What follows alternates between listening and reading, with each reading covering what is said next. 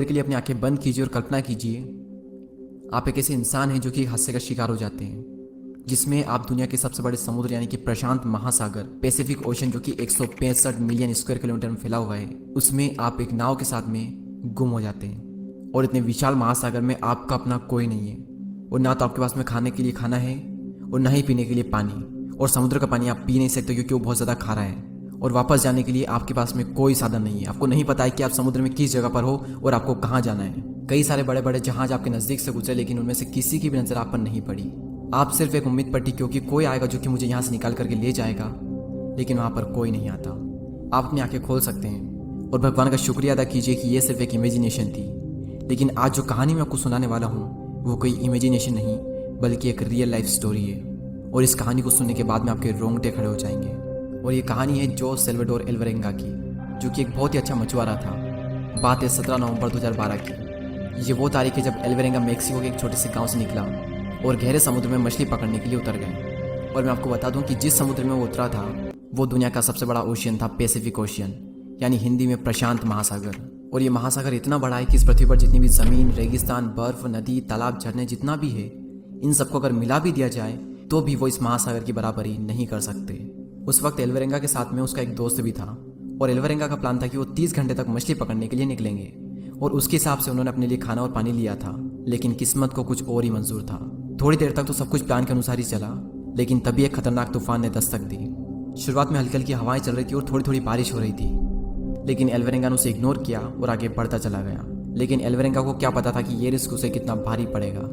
जब हवाओं की रफ्तार बढ़ी तो एल्वरेंगा समझ चुका था कि एक बहुत ही खतरनाक तूफान यहाँ आने वाला है। एल्वरेंगा ने नाव घुमाई और फिर से उसी दिशा में चल दिया जहाँ से वो आया था, लेकिन तब तक बहुत देर हो चुकी थी और वो दोनों तूफान का शिकार हो गए। एल्वरेंगा ने पूरी स्पीड में नाव को भगाया और जैसे तैसे तूफान से लड़ करके अपनी मंजिल पर पहुंचने ही वाले थे, और तभी उनकी नाव का फ्यूल खत्म हो गया। और एक और बुरी बात कि उनके पास में नाव को चलाने के लिए कोई चक्कू नहीं थे, और समुद्री लहरों ने उनकी दिशा मोड़ दी और उन्हें विपरीत दिशा में फिर से धकेल दिया। उनके पास कोई चारा नहीं था, बस एक आखिरी उम्मीद उनके पास थी, जो कि था उनका रेडियो, जिसे वो कॉन्टेक्ट कर सकते थे टीम से।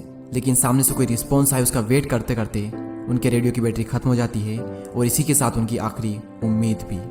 उन्हें अब नहीं पता कि उनकी मंजिल अब किस दिशा में है, और अब वो अपनी मंजिल से 400 किलोमीटर दूर आ चुके हैं। समुद्र इतना बड़ा, उनकी नाव इतनी छोटी कि रेस्क्यू टीम भी उन्हें ठीक से नहीं ढूंढ पाई।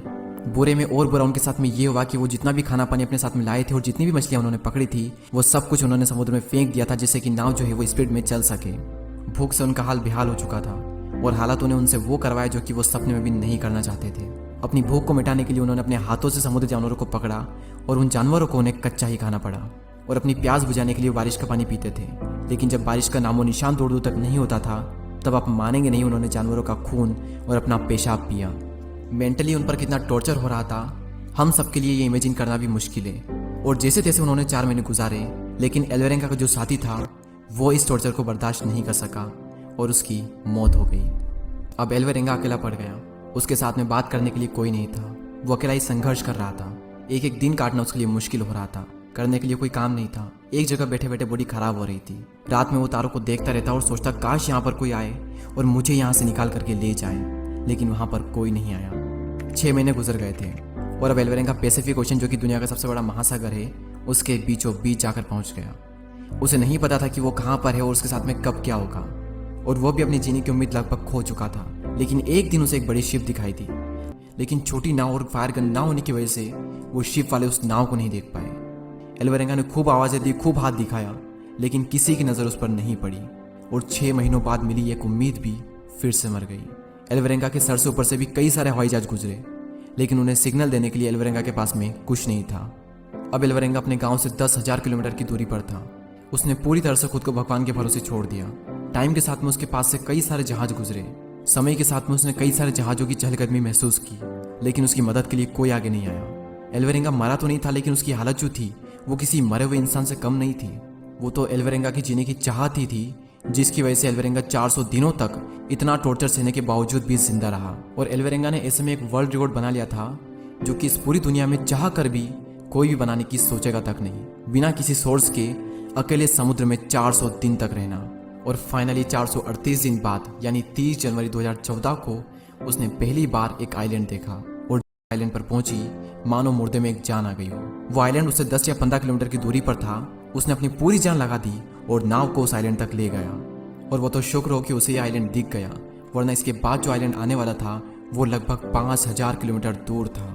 वो जैसे आइलैंड पर पहुंचा 438 दिन बाद उसने पहली बार जमीन पर कदम रखा। लेकिन इतने दिनों तक एक जगह बैठे रहने की वजह से वो ठीक से चल नहीं पा रहा था। उसकी आंखों की रोशनी भी बहुत ही कम हो गई। उसने आइलैंड पर कदम रखे और रेंग कर थोड़ा आगे बढ़ गया, क्योंकि उसे उस समुद्र से मानो नफरत सी हो गई थी और वो वहां पर बेहोश हो गया। और जब उसे होश आया तो उसने अपने पास में आइलैंड के लोकल गार्ड को पाया। गार्ड ने तुरंत ही टीम से कॉन्टेक्ट किया और उन्हें एल्वेरेंगा के बारे में बताया। एल्वेरेंगा को अपने देश वापस भेज दिया गया। एल्वेरेंगा जब वापस अपने परिवार के पास में पहुंचा तो सभी की आंखें खुली की खुली रह गई, क्योंकि सब ये मान चुके थे कि एल्वेरेंगा अब इस दुनिया में नहीं रहा। और सबसे ज़्यादा खुशी एल्वेरेंगा के माता पिता और 14 साल की उसकी एक बच्ची जिसका नाम फातिमा था उसको हुई। तो ये थी एक ऐसे इंसान की कहानी जो कि 400 से भी ज़्यादा दिनों तक एक समुद्र में अपनी हिम्मत के दम पर रहा। क्या सीखने को मिलता है इस कहानी से कि एक इंसान क्या कुछ नहीं कर सकता। कुछ भी ना होने के बावजूद भी उसने 400 दिन गुजार लिए, और वो भी ऐसे में जब उसके पास में कुछ नहीं था, ना खाना ना पानी, ना ही ठंड गर्मी से बचने के लिए कोई साधन नहीं था। क्योंकि जब इंसान के अंदर चाहत होती है ना कुछ करने की, तब हालात चाहे कितने भी बुरे क्यों ना हो वो इंसान को नहीं हरा सकते। हालात हमसे कैसे भी काम करवा ले हम कर जाएंगे। और इतना बुरा तो आपके साथ में नहीं होगा ना जितना बुरा एल्वेरेंगा के साथ में हुआ। उसके साथ में हर बुरी चीज हुई सिवाय एक बुरी चीज के कि वो मरा नहीं। उसके अलावा उसके साथ में हर बुरी चीज हुई। इतना टॉर्चर सहा उसने 438 दिनों तक। तो हालात चाहे कैसे भी क्यों ना हो, एक बार इस कहानी को याद कर लेना और तब पता चल जाएगा कि तुम्हारे हालात कितने गुना अच्छे हैं। तुम सिर्फ अपनी ही वजह से रुके हुए हो। ये रियल लाइफ स्टोरी अगर पसंद आई हो तो शेयर करना ना भूलें और सब्सक्राइब